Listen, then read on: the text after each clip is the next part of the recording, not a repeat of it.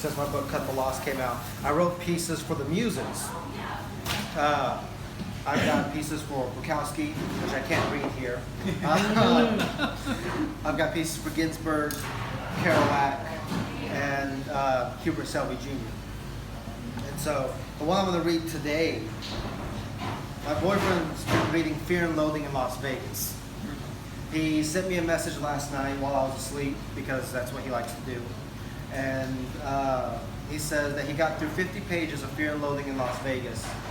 And he said he hated it. Absolutely hated it. He took the book and chucked it across. I sent him a message later on that morning and said, don't throw my books. That's an expensive one. That's like a first print. Like, don't throw that book. That's expensive. So, I have love affairs with dead authors. So, this one is Hunter S. Thompson aims his pistol at me. Both hands on the trigger. Stance wide in my hallway. He says the beer in my fridge is shit.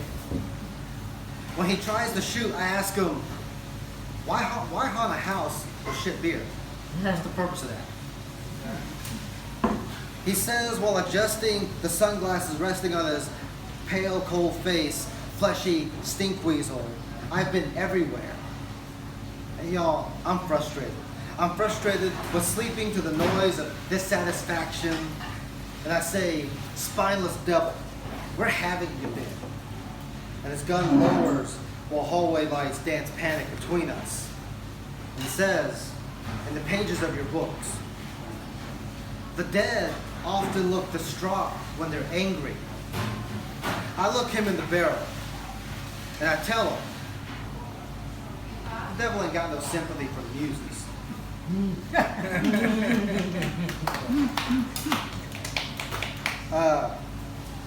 So this next piece, so a lot of what I write about deals with depression and anxiety. I have a few pieces about my ex-husband, or soon-to-be ex-husband, depending on how all that goes. So this one here, if I can find it, that's the problem with writing your own books, that you can't always find the poem that you want. But this one here kind of dates back to earlier this year when Aaron and I were still together. And it's called I Could See the Anger Bubble in Your Belly. My ex was a quiet yet angry person. I mean, a lot of y'all met him, I think. Back when he was actually out and about. But this happened earlier this year. You plucked words like apples, spat them off your tongue, unable to keep them in your throat. Rage oozed up through your chest, and you sat there like a dormant volcano ready to erupt after years of slumber. Little fox, I know the art of growing numb, but it's all you have to keep you safe. When you told me to kill myself, I went home to safety. Made my bed inside numbness, left walls unstained, ready to splinter should I need to remember what awaits outside. I know the taste of scars unhealed. Like raw, spoiled meat, it spreads across your tongue until you've had enough. You never forget it. Some days, love is a wound, left open too long, weakening scab chipping off. I just wish I knew what was left when I told you I tried.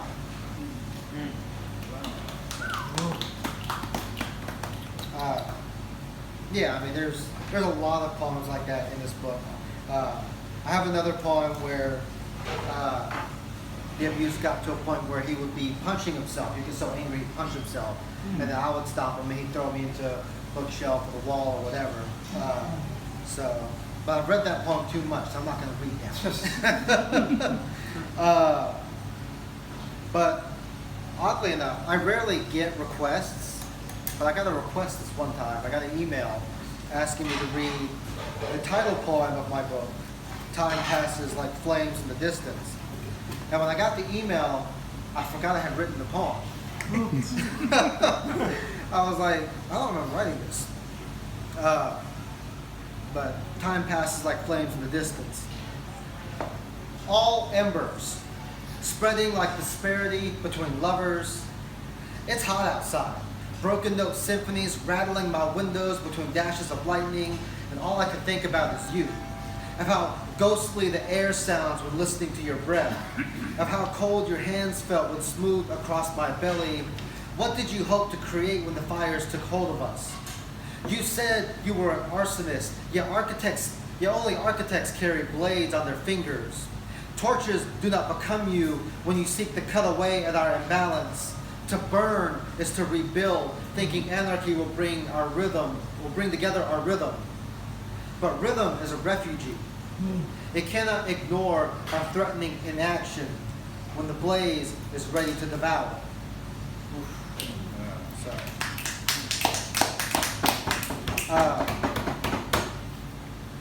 I'm going to do one more from this book. I did this one at my last reading. I like this one a lot.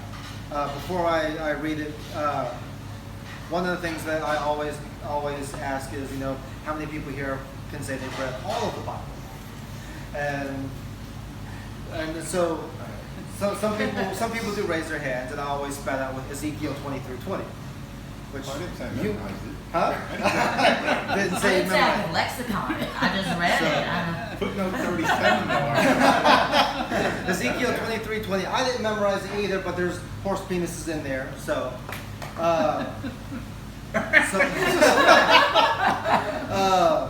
So this is on the count of 3. Let's have a rapture. 1. I don't think anyone knows what it means. Now, feeling of intense pleasure or joy. But when the Reverend of New Horizons Church says the rapture is coming, he means going to God, heart pulp free and unscathed. Abandon life and all that may be. But how can abandonment and joy be so synonymous? When I was a child, I was afraid of that word. Afraid of what it meant to be abandoned. Afraid of what being left behind meant. Because some random white dude so filled with righteousness thought he could judge me. That's how it is, right? When the Reverend said trumpets would fill the air on the last day, I imagined the final countdown. Because who the fuck wouldn't want that as their end of days theme? Could you imagine it? Angels flying around, killing sinners for the life they've lived as Europe's epic chorus just wails in the air. Bloodshed and purity all wrapped up into one 5-minute song. 2. The first time I kissed you, I peeled bruises off my heart like an orange. It was dark and I couldn't see worth a damn, but I think I did all right given the circumstances. Not that my ego is showing. You got to stroke that later. I could see through your windows. See that only I carried cemeteries while you found ways to make ghosts dissipate at night. You say you don't know what I see in you, but lover, I see the rapture in you, curing stutter steps and broken gas tanks about to blow. I'll shake my prayer beads to arrows because you don't define indiscretions as a lifetime, only chapters that can be left alone. 3. What the Christians fail to understand is if we destroyed ourselves over every sin we've been a part of, everything, we wouldn't even have a body to offer up to Christ. We would just be blobs, bones shattered beyond the point of recovery, waiting in the line of judgment like, yeah, I read the whole book. And let's face it, ain't nobody read that whole book. I could barely get through the first chapter. Let me play with pathos. I'd rather yearn for love than seek approval into the yacht club. At least then, I can know what it truly means to live. And when I fall to the fires, I can say these fucking flames were worth it.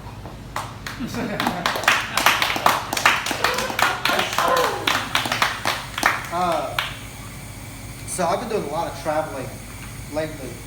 I've been on flights, I've been in cars, I've been through Kentucky. There ain't nothing in Kentucky. I went through the whole state wondering why we have it as a state. There's just nothing but hills and deer, and it's terrible. The beauty of it though was someone cut me off on the road. I was driving down the interstate, someone cut me off And I was so angry that I called him a Kentucky Fried Bitch. And I was like, I can knock that off of my bucket list. But Bucket of I've, KFC. go ahead. The bucket of KFC. But this past July, Johnny and I drove down to Disney. We went from here to Florida on I-10. God only knows why. We're about to make the same drive from here to Florida tomorrow. But we stopped at the gas station. That's called the gas station of dull disdain. He holds the door open. A walking stick, arms as thick as newborn branches. A quick thanks drops from my tongue. And when I meet his eyes, I see embers of disgust. I've been down this road before. Keep my head forward. Acknowledge nobody. Ain't nobody there to be your friend. Get out, dodge before they get stupid, and they will get stupid. Throw a couple of bucks while the cashier yells at an employee calling sick. When he takes my cash, he mouths the word, get out. It ain't safe here. I stare back at the dying tree, filling his cup with ice. And as I jog towards the door, I hear him. In a burst of dull disdain, the words shoot from his throat. Bad enough you're a spick. Had to be a fag, too. Yeah. That was at a gas station in Alabama.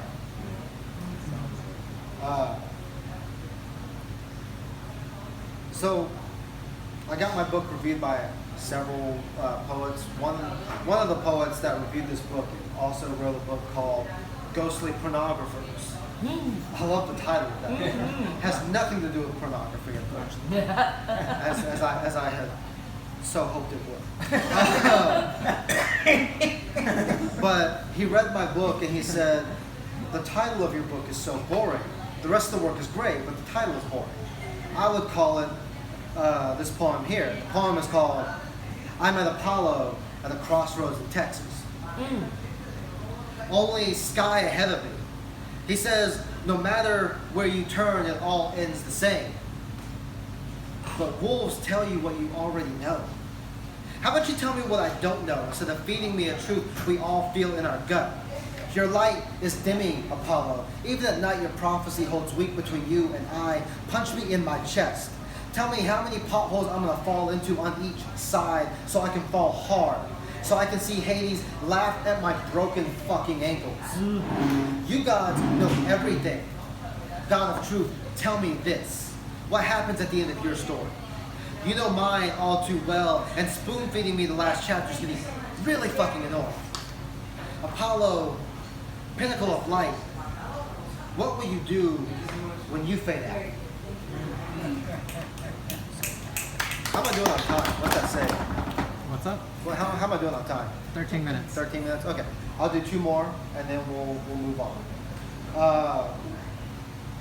So, I love this poem a lot.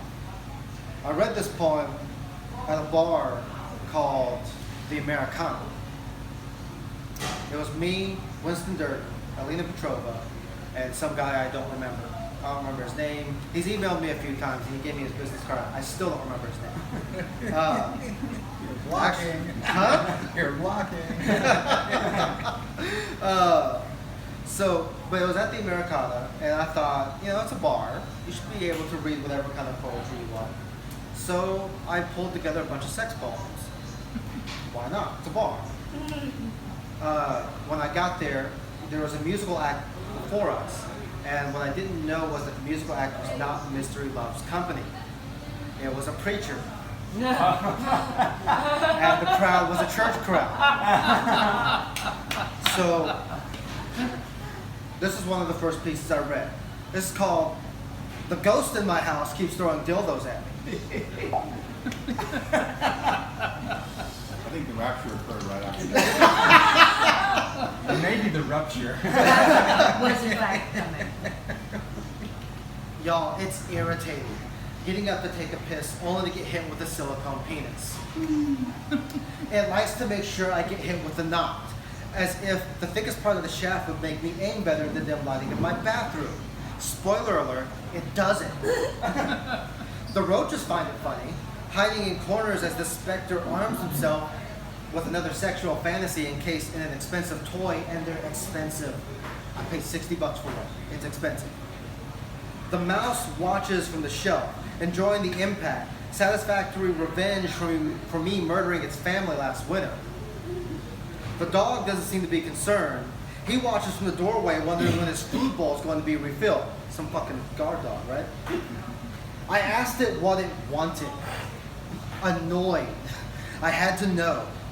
And using the last of my loot, it wrote a message on my sheets. It said, "Man, I couldn't find a clean knife to throw at you. I just settled for the next best thing. Only wishing it were sharp."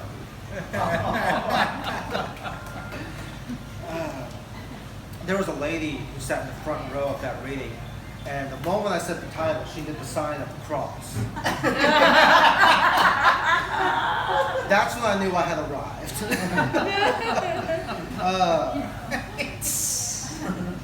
I'll do this last one. I did this. I don't think I did this at the Americana. I don't think they would have allowed me to do this at the Americana. But I love this poem so much. In my book, again, I talk about depression, anxiety. I also have 3 pieces here that are by my boyfriend, or that are for my boyfriend. We actually wrote pieces back and forth to each other. And this poem he loved so much, and I love it so much. And it's called, Halloween was just a couple months ago, so. It's called, "Everybody is so afraid of demons." But let's be real, I'd fuck Baphomet and frighten him in a minute. I mean, I may want dinner first, seeing as how he's an almighty being of evil and death, according to the Christians. But if that little goat devil sauntered up to me, winked his eye, I'll open up my bed. But why not? Possess me in ways I ain't never heard of. Set the booze down. I want to be sober when I see your throat. And when I warm it up, take the ride. Evil is a mutual endeavor. I'll get lost in the curve of your horns. Fuck the baptism by fire. Who needs the heat when you're already sanctified? So. Did you do that one in the church group? No, You I did did. not. I did not. I did a different poem called "We Balanced Gravity as I Ate." Oh, you did that Which, that poem almost got me kicked out of Kellyanne Ellis's poetry party. Because they were like, "You have to read a poem. You have to read." And I said, "Well, all I have are sex pieces." And they said, "No, it's okay. It's okay." Well, they didn't realize that the sex poems were that explicit. So, I want to read. Oh, yeah, that now. so, Oh, cool. oh, we're good. Okay. I'm gonna do one because my boyfriend did send me a poem that he wanted me to read because he can't be here. And each poem that he writes, I don't know why he does this. Each poem he writes, he has to call me out on something. The last poetry reading he did here, it was with your 4th Tuesday, and he called me out on the fact that I keep saying sorry too much. And the poem was called "Fuck Your Sorries." So, this poem here, I didn't read the title before coming here. Love you, babe. This poem is called "And Texas is the Place Where Homos Go to Die."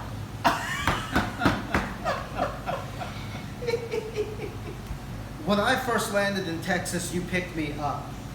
On the way to your place, I played I Spy.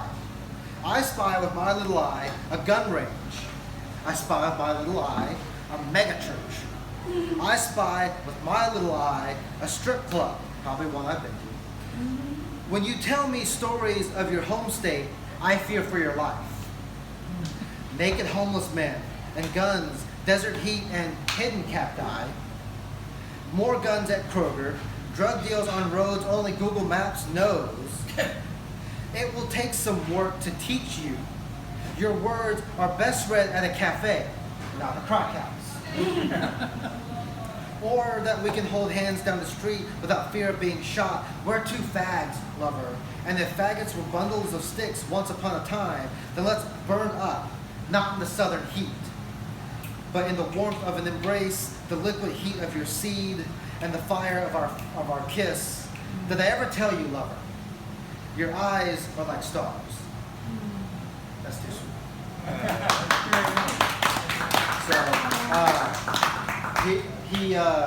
So the crack house part, I've actually stayed in a crack house before. I call it, it's a hoarder's house. But I call it a crack house. And I did a poetry reading at Super Happy Funland, which is, I mean, let's be real. That's kind of like reading at a crack house. It is. Let's just be real. Very artistic house. It is. Yes. They have a whole wall of Annabelle dolls. Yep. It gets a little weird. With a kitty. The cat died. Oh no! The It cat was is around gone. for a big decade. I mean, yeah, there was almost 17 years old. They put them on the wall. Did they? I don't know. I don't know if they had them stuff to put on the wall yet. Oh, boy. OPT, That sounds like place. something Yeah, they that would place do. is Yeah, nice. I think they would be interested. So, well, all right. So let's get this party moving. David, would you mind being the next victim? We'll get I would